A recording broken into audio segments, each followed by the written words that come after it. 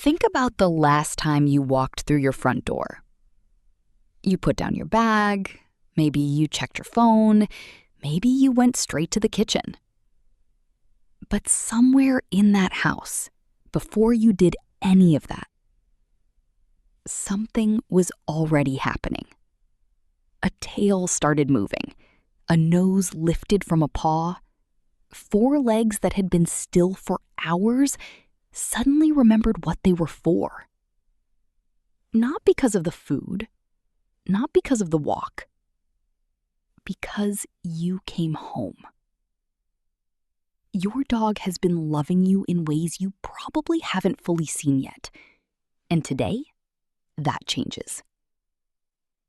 In this video, we're going through 9 things dogs genuinely love. Not just enjoy in the moment, but things that touch something deep inside them. Things that make them feel safe, seen, and completely alive. Some of these will surprise you. Some will make you smile. And at least one of them, I promise you, is going to make you see your dog differently for the rest of your life. Let's get into it. Number 1, the sound of your voice. Not what you say, how you say it. There is a study from Edvos Lorand University in Budapest where researchers used brain imaging to examine how dogs process human speech. What they found was extraordinary. Dogs don't just hear your words. They process the tone and the meaning in 2 separate parts of their brain, just like humans do. But here is the part that stays with you. When dogs heard praise delivered in a warm, positive tone, their brain's reward center activated. The same reward center that lights up for food, for play, for everything they love most. Your voice, your actual voice, registers in your dog's brain as a reward. Think about what that means. Every time you talk to your dog warmly throughout the day, "Good morning, come here, who's a good boy?" You are giving their brain a gift. You are literally making them happy just by speaking. You don't need treats, you don't need toys. Sometimes all it takes is the sound of you, happy to be with them. Use your voice generously. They are listening to every word. Number 2, learning something new. Most people think training is about control. Teaching a dog to sit, to stay, to come when called. They see it as management, as convenience. But that is not what it is to your dog. To your dog, learning is one of the most satisfying experiences they can have. Dogs descended from wolves, animals that spent their days solving problems, reading environments, making decisions. That mental drive didn't disappear when they became our companions. It went looking for an outlet. When you teach your dog something new, a trick, a command, a game, their brain is fully engaged. Every bit of their focus is on you. And when they get it right and you celebrate that moment together, the connection you feel is real. It goes both ways. Dogs that train regularly with their owners show lower anxiety, better impulse control, and deeper bonds than dogs who don't. Not because they're more obedient, because they feel capable, because they feel understood. There is something in a dog's eyes when they figure something out and look at you for the reaction. That look is pride, and you put it there. Number 3, sleeping close to you. Your dog follows you from room to room. They wait outside the bathroom door. And when night comes, given any choice at all, they will sleep as close to you as physically possible. This is not clinginess. This is not neediness. This is ancient. Dogs evolved as pack animals. In the wild, sleeping in close proximity to the group meant warmth, safety, and survival. That wiring is still fully active in your house dog. You are their pack. You are their group. And sleeping near you, pressed against you, curled at your feet, breathing the same air, is the most vulnerable and trusting thing a dog can do. Research has shown that both dogs and their owners experience lower stress hormones when sleeping in close proximity. The sound of your breathing, your heartbeat, your scent in the dark, to your dog, that is the safest place in the world. Whether your dog sleeps in your bed or on their own beside it, if they are in your room, they are exactly where they want to be. And every single night, they choose to be there. Number 4, a long, unhurried walk. Let me ask you something. When you take your dog for a walk, who is the walk actually for? If the answer is exercise, you're only seeing half the picture. For your dog, a walk is not about distance or pace or burning energy. A walk is the richest sensory experience of their day. Every blade of grass, every lamppost, every patch of earth where another dog stood 3 hours ago, these are entire stories written in scent, and your dog is reading every word. A dog's nose is estimated to be up to 100,000 times more sensitive than ours. When you let your dog stop and truly sniff, when you slow down and follow their lead instead of pulling them forward, you are giving them something that goes far beyond physical exercise. You are giving them mental richness. You are giving them the world. Animal behaviorists call it a decompression walk. 20 minutes of slow, sniff-led freedom can settle a dog more completely than an hour of structured exercise. Because they weren't just tired out, they were fulfilled. Next time you walk your dog, slow down. Let them stop. Let them read. That walk is their favorite part of the day. Honor it like it is. Number 5, playtime that goes all in.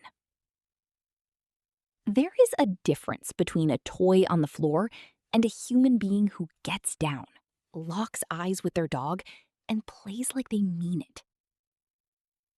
Your dog knows the difference immediately. Play for a dog is not idle time. It is one of the primary ways they experience joy, bond with the people they love, and express instincts that run centuries deep. The chase, the tug, the pounce. Every game your dog loves is a hunting sequence in disguise, and every time you participate fully, you become part of something primal and deeply satisfying for them. When you put the phone down, get on the floor, and play with your dog like the rest of the world doesn't exist for 10 minutes, their brain releases dopamine and oxytocin simultaneously. They are not just having fun, they are falling deeper in love with you with every single throw of the ball. 10 minutes. That is all it takes. 10 minutes of completely undivided, fully present play. Do it today. Watch what it does to them. Number 6, being included. Your dog doesn't want much from your life. They don't need luxury. They don't need expensive things. They just want to be part of yours. Dogs are pack animals in the most literal sense. Exclusion from the group is not just unpleasant for them. Historically, it was dangerous. Being left behind, shut out, or consistently sidelined from daily life registers in a dog's emotional system as something far heavier than we tend to appreciate. But inclusion doesn't have to be grand. It is the small things. Letting them sit near you while you work, talking to them while you cook, bringing them along on errands when you can, acknowledging them when they walk into the room instead of looking straight past them. Dogs that are consistently included in the rhythm of their owner's day are measurably calmer, more confident, and more deeply bonded than dogs who are kept on the periphery of household life. You don't have to rearrange your world for your dog. You just have to let them into it. Number 7, consistency and routine. Your dog does not have a calendar. They don't have a clock. What they have is an extraordinary ability to read patterns and a nervous system that is deeply, fundamentally calmed by predictability. When your dog knows what comes next, when feeding happens at the same time, when the walk happens at the same time, when your morning routine follows the same quiet rhythm day after day, something settles in them that no toy or treat can replicate. They stop waiting for something to go wrong. They relax fully, completely, into a life they understand. Studies on dog behavior consistently show that dogs in stable, predictable households display fewer anxiety-related behaviors, fewer stress responses, and deeper overall contentment than dogs in unpredictable environments. Routine is not boring to a dog. Routine is safety. Routine is love made visible through action, repeated every single day. The walk at 7, the meal at 6, the spot on the couch at night. These are not small things to your dog. These are the whole world. Number 8, being truly seen. This one is quieter than the others, but in some ways, it is the most important. Your dog is watching you constantly. They track your movements, your mood, your energy, and your attention with a focus that is genuinely one of the most devoted things in nature. They notice when you're sad before you've said a word. They feel when something is wrong in a room. They read your face the way we read each other's. And all they want, all they have ever wanted, is to be read back. To be seen. Not just fed and walked and kept, but noticed, acknowledged, spoken to, looked at like they matter. The dogs that struggle most, the anxious ones, the reactive ones, the ones described as difficult, are almost always dogs whose attempts at communication were consistently missed, whose signals were overlooked, whose emotional world was present and real, but invisible to the people around them. You don't have to be a dog behaviorist to give your dog this gift. You just have to pay attention. Look at your dog today. Really look. Notice what they're telling you. Respond to it. That simple act of being seen, truly seen, is one of the greatest things you will ever give them. Number 9. You. Not the walk, not the treat, not the toy. There is a study from Emory University that used MRI brain scans to measure a dog's response to different stimuli: familiar objects, strangers, other dogs, and the scent of their owner. The scent of their owner activated the reward center of the dog's brain more powerfully than anything else they tested. More than food, more than toys, more than other dogs. You are, neurologically, the greatest thing in your dog's world. Not because of what you give them, not because of what you do for them, but because of who you are to them. You are home. You are safety. You are the reason the tail starts moving before you've even opened the door.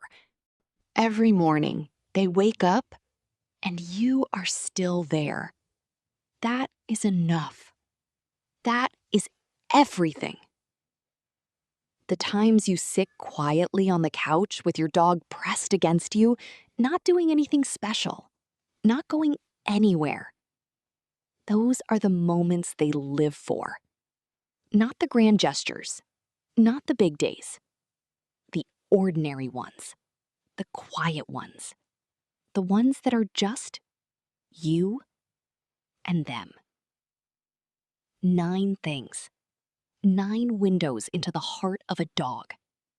And every single one of them points back to the same truth. Your dog does not need a perfect life. They do not need the most expensive food or the biggest house or the most elaborate setup. They need you. Paying attention. Showing up.